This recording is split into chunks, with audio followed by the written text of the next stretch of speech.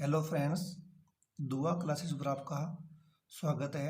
आज हम कार्यपत्रक number 11 page number 18 पर हल करेंगे। कार्यपत्रक नंबर 11 को करने पर हमें दक्षता क्या प्राप्त होगी, गुणनखंड की समझ बना सकेंगे।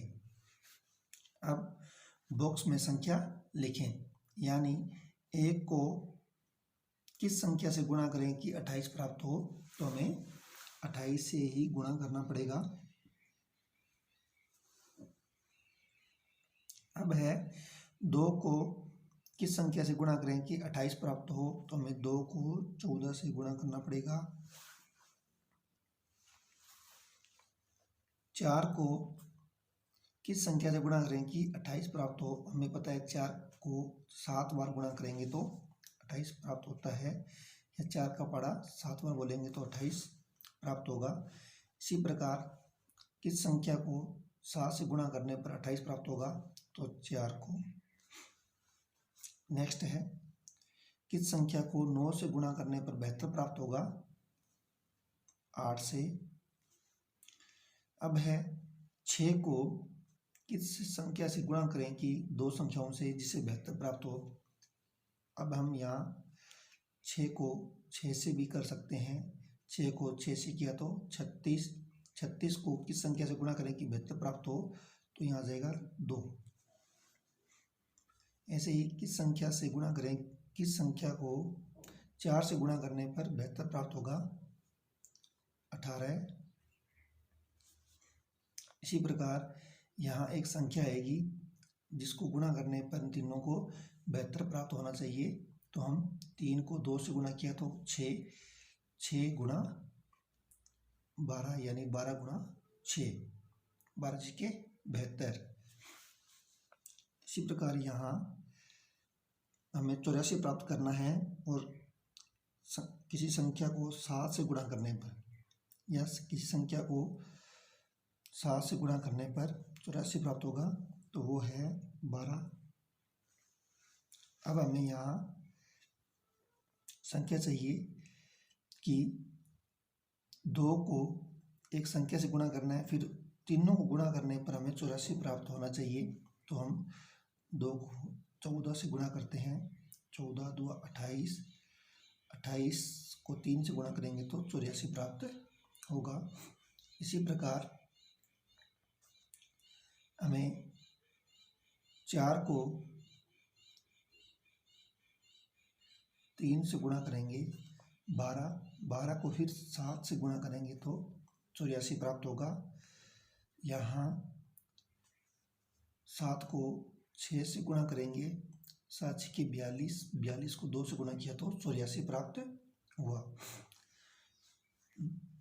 आप यहाँ यह भी कर सकते हो कि 7 को 2 से गुणा किया 14, तो 84 में 14 का भाग दिया, तो जो आंसर आएगा वो 6 आएगा, तो वो आप यहाँ लिख सकते हो।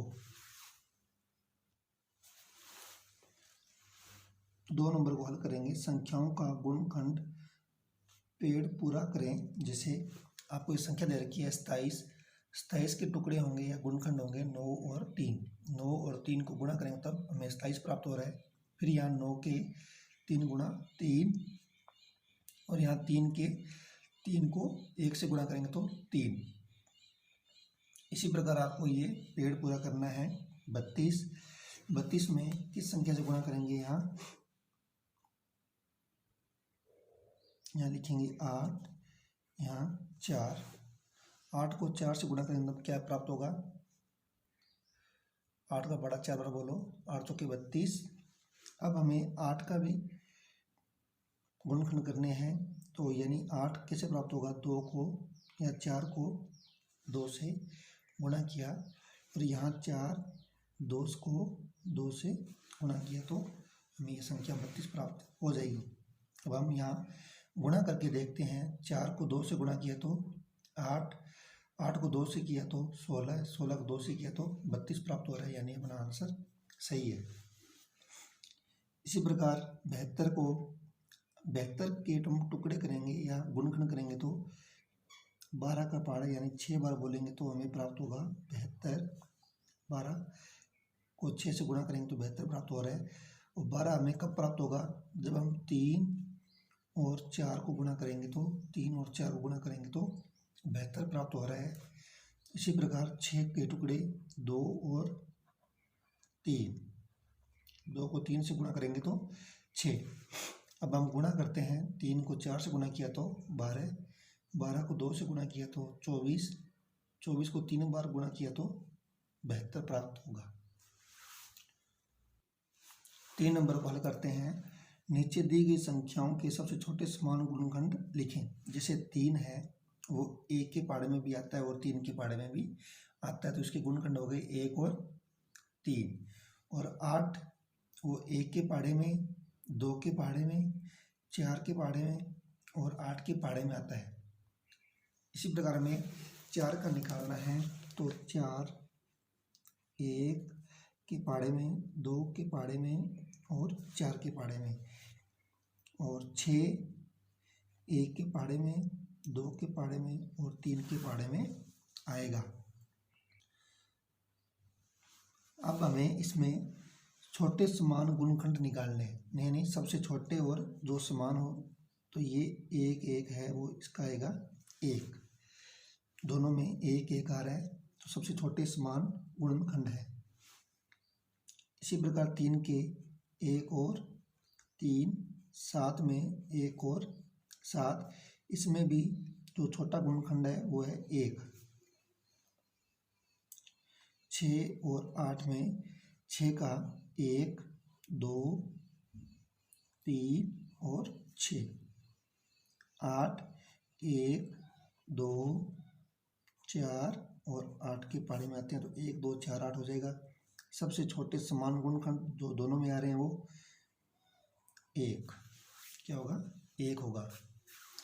नेक्स्ट है 4 नंबर, 8 और 64 के गुणनखंड ज्ञात करें और उनके सबसे बड़े समान गुणनखंड को लिखें।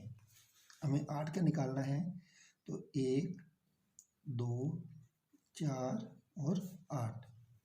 64 में 1 2 3 नहीं होगा क्योंकि 3 के पहाड़े में 64 नहीं आता है, फिर 4, फिर 6 भी नहीं होगा, 7 भी नहीं होगा, 8 के बाद 9 भी नहीं होगा, 10 भी नहीं होगा, 11 भी नहीं होगा, 12 भी नहीं होगा, तो ये होगा 16, फिर 32, फिर 64। अब हमें पूछ रहा है 8 और 64 के गुणनखंड ज्ञात करें। हमने ज्ञात कर लिए हैं और उनके सबसे बड़े समान गुणनखंड को लिखें। सबसे बड़ा समान गुण कौन सा है, इसमें सबसे बड़ा है 8 और इसमें भी, तो ये दोनों हो जाएंगे 8। 8 और 64 के सबसे बड़े समान गुणनखंड कौन सा है, 8 है। 5 नंबर को हल करते हैं। पैटर्न को देखकर हल करें। जैसे हमें 36 दे रखा है, 36 कब प्राप्त होता है, जब हम 6 को 6 से गुणा करेंगे तब हमें 36 प्राप्त हुआ। और इस 6 के टुकड़े क्या होंगे, 2 गुणा 3, या 2 को 3 बार गुणा करेंगे तो 6। इसी प्रकार इस 6 के 2 गुणा 3, तो इस पैटर्न के आधार पर हमें ये पैटर्न कंप्लीट करना है। तो चौपर हमें कैसे प्राप्त होगा, 6 गुणा 9, और 6 के टुकड़े क्या हैं, 2 और 3, 9 के 3 को 3 बार गुणा करेंगे तो 9 प्राप्त होगा। ये पैटर्न कंप्लीट हुआ।